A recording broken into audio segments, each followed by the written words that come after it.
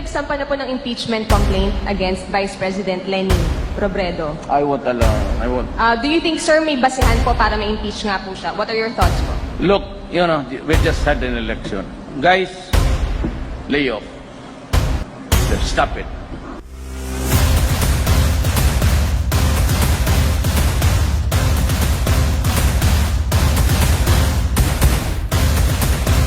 Sir, may nagsampa na po ng impeachment complaint against Vice President Leni Robredo. I won't allow. I won't. Do you think, sir, may basihan po para ma-impeach nga po siya? What are your thoughts po? Look, we just had an election. Guys, lay off. Let's stop it. Can do other things, but do not tinker with the structure of government. I will not countenance it. Elected yung tao. So, why do you have to sit just because he keeps on harping on me? Yeah, this is democracy. It's freedom of speech. Wala naman, there is no or there are no overt acts committed. Kakatapos lang ng eleksyon, bakit mo sirain bayan? Okay, ako, malay mo ako, baka hindi na ako magising bukas sa bangungot, okay na. Siya naman, pero you create trouble na po. Ayaw yung military kasi ayaw nila hindi naman tamad, pero bakit mo dagdagan yung problema nila? Pati police. Who will keep order in this country, kundi sila. Ngayon magsabi lang, hindi lang natin magsabi lang, mga to gusto ng gulo. Gusto talaga ng basagan ng ulo. Maganda na nga ang buhay kakatapos lang ng eleksyon.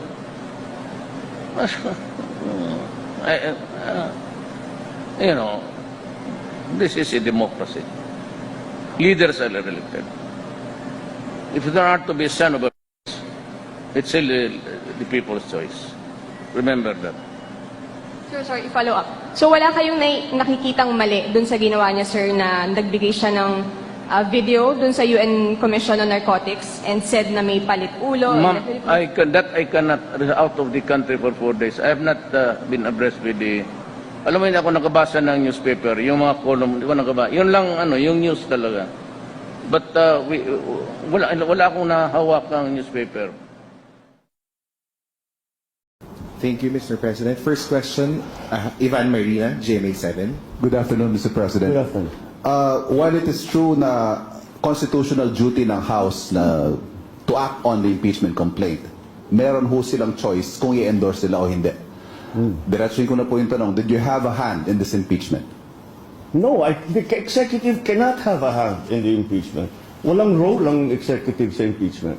Of course, did we discuss it with the Speaker? Did we discuss it with the other congressmen? Of course. And tinatanong, anong plano ninyo? Ano ba talagang gusto ninyong gawin? And that's it. Well, nandito na ito. Hindi na namin maiwasan. But the conventional thinking, Mr. President, is that nothing comes to pass in the House without the President or without Malacanang's blessing. Well, you give me too much credit. But again, what the House has done is clearly the mandate that they have been, the constitutional mandate that they have to proceed with the impeachment complaints. So that's why I don't that I think they're just following the procedure.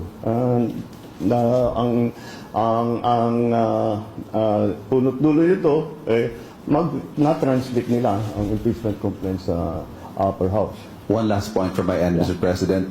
Kapansin-pansin na unang pumirma sa endorsement ang anak ninyo. Did he seek your advice on this, and what did you tell him?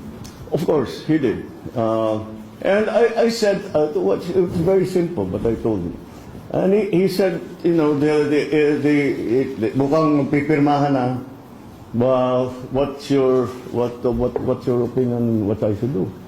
And I told him, I said, the process is begun. It has, parang batas yan eh. When you're in the legislature, when you file a bill, okay, House Bill number 1, 2, 3, etc., etc. Pag file mo yan, that bill takes a life of its own. Kahit anong gawin ng congressman na nag-file o senador na nag-file, kahit ayaw niya yung mga changes na magagawin doon sa kanyang bill, wala na siyang magagawa. Because the bill is going through the process as it should. And part of that process will be amendments, etc., additions, all that. The impeachment complaint is exactly the same. Once it has been filed, there is a procedure that needs to be followed already. So sabi ko, andyan na tayo, sabi ko kay Kong Sandro, sabi ko sa kanya, the process has already begun. So, it's your duty now to support that process. So do your duty. That's what I told you. Do your duty. You have to support the process. You are constitutionally mandated to carry out that process.